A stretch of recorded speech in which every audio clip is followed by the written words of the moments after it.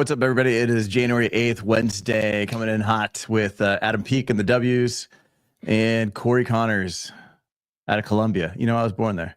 Sponsored by Venus Lube, Columbia, and Avelio's failed NFT ventures. Not failed NFT. It was very popular. Very big deal. Hey, how come I got Dwight in the intro? I've been meaning to ask that question. You know, it was all a matter of who looked the most like you. Bears, Battlestar Galactica. It was that or what, Creed? That would have been hilarious. I wanted Toby. That's who I wanted. I wanted the HR guy. That makes sense. Yeah, that's so well done. Nice work, Abilio. Really nice job. Thanks. Yeah, I mean, it took a lot for us to go in and act and do the whole thing. It was crazy. Recreating that. Flying all the way to Scranton, though, was like, that was a little bit overkill. Yes. Yeah. All right, man. So 10 minutes. Let's get going. What do we got? What are we talking about? We're going to continue our conversation from yesterday, and I do think that we should probably take a bit of a deeper dive into some of the states. It was our first day trying to get under 10 minutes. We got to 12. But I did see that the country of India has a nationwide EPR law that's going to be going into effect next year in 2026. But there was an article from the India Times yesterday talking about how brands there are already making a move to monomaterial flexible packaging. And my thought was, number one, if whatever's happening, it's usually in Europe, right? We follow a lot of the trends from Europe, and there's obviously a lot going on with EPR there. But India is in Europe. And what can we learn from India, which is not in Europe? What can we learn from the south side? Yeah, the south side of island off the side. There's some sort of like imperialistic. You're not coming here for your geography. There's some sort of imperialism joke that I think is going to be there, because it was a British colony at one point. Anyway, what can we learn from India as they are federalizing EPR, and a lot of brands there are beginning their pivot now into recyclable packaging. So that was the article I read. Corey Connors from all of your time in India. Yeah. What do you think about this? Their law is called Chicken 65. Is that right? No, but it is an amazing dish. Everybody, if you get a chance to try South Indian Chicken 65 cuisine, delicious. Go do it. Yeah, get it. My favorite food, Indian food. I love it. It's seriously. All right, so they've got some EPR targets that they're going after real quick in 2 seconds or less. What is EPR, Corey?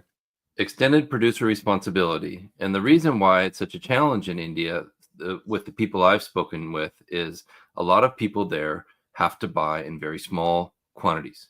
They need they buy what they can afford, which is oftentimes a sachet. Imagine buying a sachet of shampoo, and that's going to last you for the week, and that's what you can afford. We are so blessed and fortunate over here to have, to be able to buy in volume. So that's not always the case. So what they're doing is figuring out materials that can be made, like you said, monomaterials that can be recycled or compostable materials for their sachets. Yep. Yeah. They also, I learned from Neha at N1 Studios in India, like you buy your milk in a bag, like in a sachet, but it's not like a single serve. It's like a good chunk, and then you cut it and you put it back in your fridge. It's just about volume as well in terms of like packaging and how you can kind of condense your packaging. And the milk is typically water buffalo milk. There's you don't have cow, like my milk. You don't have cow milk in India. Yeah, it's definitely a different. Obviously, it's a totally different market. It's a very complicated supply chain. I believe, Corey, you've also had Andrew Almack on from Plastics for Change. He's over in India. They're doing a tremendous amount of work there. So on the one hand, the recycling infrastructure is behind where we're at, but they have federalized extended producer responsibility, which is placing the onus on the producers of packaging and goods to fund the increase in recycling infrastructure. And so to me, I think it's I would prefer that here in the US. That would be my biggest takeaway right now is like, is there a way to, if we're going to go down this path of EPR, which is debatable, I think it's a debatable point, but if we're going to go down that path, I think we would be wise to look into what would this look like from a federal standpoint, because the state by state is which we can go through state by state if we want to on this. It's not working. It's an absolute disaster. I'll just say it. It is a complete nightmare for brands. Nobody knows what's going on, which is great if you're a consultant. Right. That would be awesome, but it's not. I can't even imagine if they tried to pull this off in India, if they had a state, because India has states, and if they tried to do this state by state, it would be a complete disaster over there. So good for them. For making I would say, like, diving quickly into this, like, all right, we're setting this EPR for 2026. Now brands are, you've got a year to like really kind of fine tune. A year is not a long time in packaging. A year is pretty quick. I mean, that's like 1 or 2 revisions because you've got all the testing that has to go in, especially when you're talking about food. There's food safety. You've got whether there's like transfer, whether, how are these products being kept? Is it, like there's just so much that goes into it that can it be safe for consumption after the fact? And is it going to skyrocket costs? Right. When then becomes another issue. So now you've maybe potentially have to make things smaller to keep it affordable. Now you've got to buy more. So are you creating more of a problem than a solution? And those are things that, in a year, I don't think you can really solve. That's the biggest pushback from consumers is, hey, you're going to charge us more for this, right? Because it's going to cost you more. And the intent with the EPR law is to put the onus on the company or the brand that is shipping the material. But we all know that they are going to watch their bottom lines, and they're going to atone for that cost increase somehow, whether it's through automation or through higher prices. I was thinking about that point, honestly, and we've all been part of packaging manufacturing companies that have to pass on cost increases to our customers for various reasons. This is common practice in the packaging industry. It happens every year.